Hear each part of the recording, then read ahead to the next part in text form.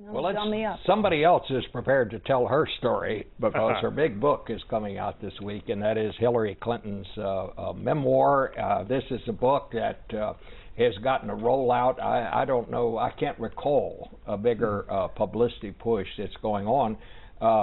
First reports are there's not a lot of information we didn't know about in this book. And of course, the question that everybody wanted to know, are you going to run for president? And she said, well, I'll let you know. But she said, I have some other things I want to do in the meantime. This is what she said on ABC.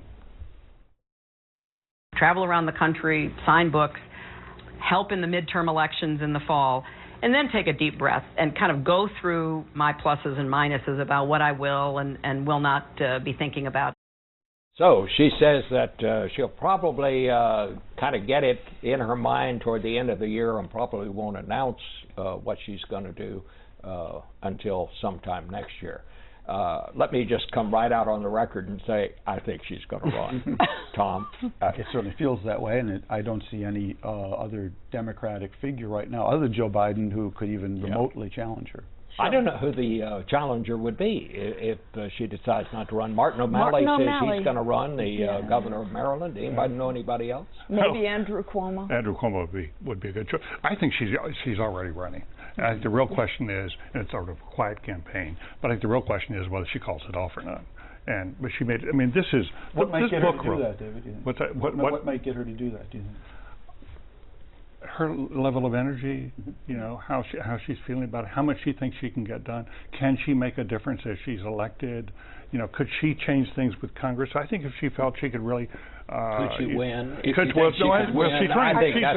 by double digits right now against all Republicans. Well, I think Republicans need to take very seriously how strong a candidate this is. I mean, she's the one that raised the 3 a.m. question. Do you trust someone at 3 a.m.? I'm pretty convinced I would trust Hillary Clinton. Many others would. She meets the basic tests. She's a compelling candidate. I think one of the questions here is whether she gets a challenge from the left in the Democratic primaries because she's very tied to Wall Street. She's a hawk. Could be Brian Schweitzer or the former Montana governor or somebody that tries a semi-serious candidate from the left in this circumstance.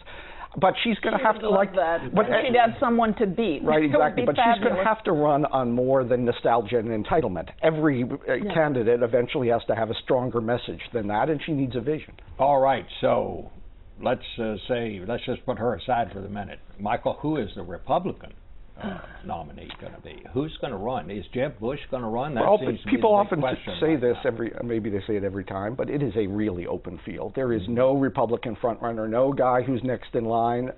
Many of the possible frontrunners, establishment frontrunners, have flaws, whether it's Christie or Jeb or others. So I've never seen a more open field than this one. Do you think Christie's still alive? I do, because he is the greatest raw political talent in the Republican Party. If you were just to analyze the candidates and say, this guy could win the office, this is the guy who could win the office.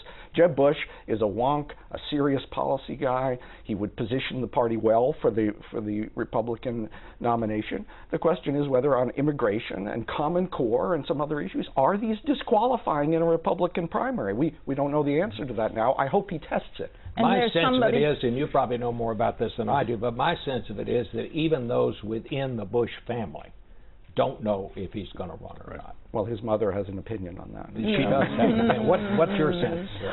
I just see so many guys, exactly as Michael says, a full field of people you haven't fully met yet, including some intriguing guys like Rand Paul, who is doing things like showing up at Berkeley and getting young people who are not Republicans to come in, and he talks to them about national security and his feelings about foreign policy, and he's getting quite a reaction.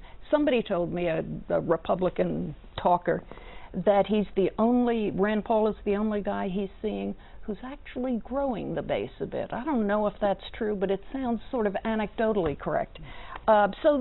The Republicans are going to have a great war. I must say, I agree with Michael that if the Republicans in debate are 10 guys, maybe some women up there, plus Chris Christie Chris Christie is going to make sure you enjoy that debate. It's going to be good. It's going to be tough. You know, one interesting thing happened down in Texas. The Republican State Convention was in Fort Worth yesterday. They had a straw poll. Ted Cruz won going away. But you know who finished fourth in that poll? Rick Perry, the outgoing governor. And I'm wondering, is this kind of the beginning of the end of the Rick Perry if he's going to try to run again campaign? I think it's very, very likely. I don't think he has an opening on the national stage at this point. I think he hurt himself so much the last time around. But I just think it's over. What I can't believe is how much of a juggernaut Hillary Clinton has compared to everything else. Yeah. I mean, there are 2 million people who signed up for Ready for Hillary. 55,000 people have sent in money. And she has more money on hand than all the rest of the candidates combined.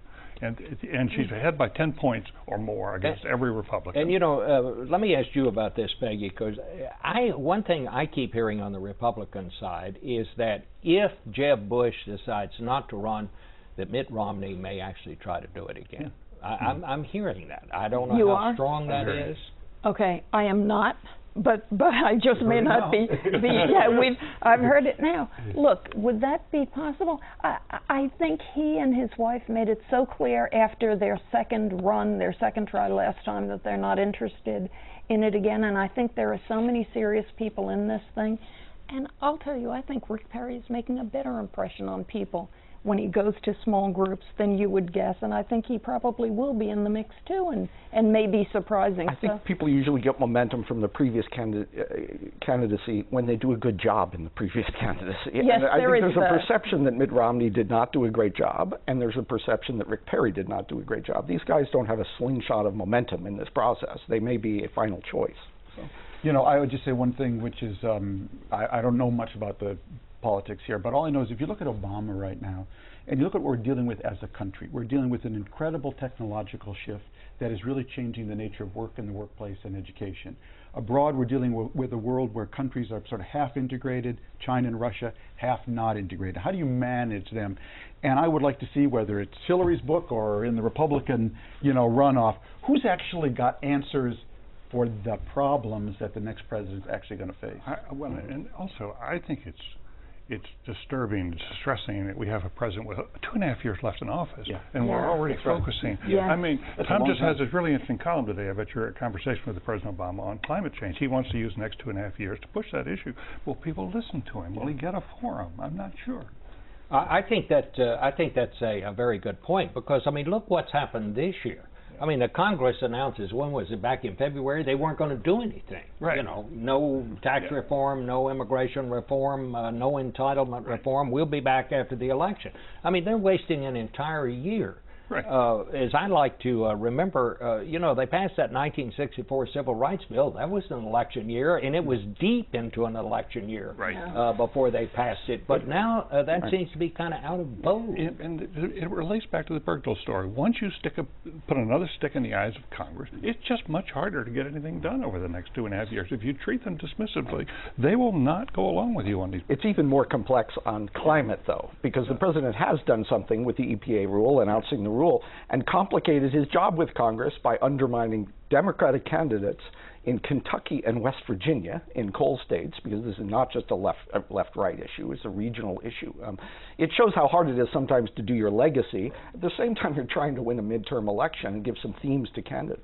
Bob, there's so much off the table now we can't discuss. It's just like the pile down there is so big, as far as Congress and our national politics. Everything's off the table. Well, everybody's worried. The thing now is just worried about getting a primary opponent. The founders, when they signed the Declaration of Independence, I don't remember any of them saying, "I don't know if I want to sign this. I might get a primary opponent here." I mean, they were worried about getting hanged, and we seem to have lost that kind of in American politics. It's very, very strange. I'll tell you what I think about who's running and who's not running. I hope both parties nominate the very best person, people who will be qualified to be president. I never say who I vote for, but if the guy I vote for loses, I want the country to be in good hands. I agree with that. And I think I'd like to see the loser genuinely congratulate the winner and pledge to help. It would really make a difference. And I really agree with Tom. We need idea-oriented candidates right now. Yeah. We have a huge challenge, particularly with failed education systems, and then the transition from education to jobs, which is not made by a lot of people in America. And we need a virtuous competition on these ideas instead of a sterile ideological debate between more government and less government. All right, we're going to take a break. Thanks to all of you. And when we come back, Tom's going to talk to us about an interview he had with the president on the very thing we've been talking about, climate change. Good. In a minute.